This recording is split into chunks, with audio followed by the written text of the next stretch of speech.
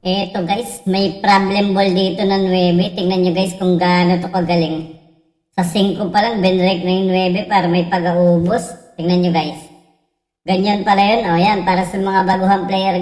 Para matuto kayo. Ganyan pala, para hindi mahirapan, no? Ayun o, binrek. Wow, nilagay sa butas. Grabe naman yun. Parang natutulog lang.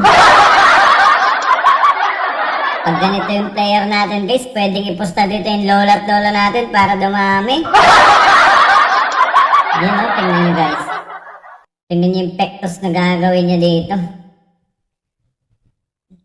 Kinontra ibabaw. Ayun o, kinurida. Tutok pa. O, diba guys, nakita nyo, binarik yung 9. Ayun na, madali na lang, nandiyan na sa butas.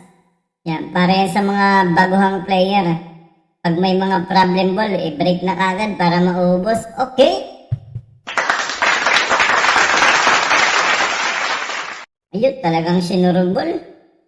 Last 2. Tuwa na yung mga namumusta, yung dalawang naka-blue. Kabig na naman sila dito. Ayun, nagbahid na si Mute. Ang bilis ng bahid ng Mute, ah. Last ball.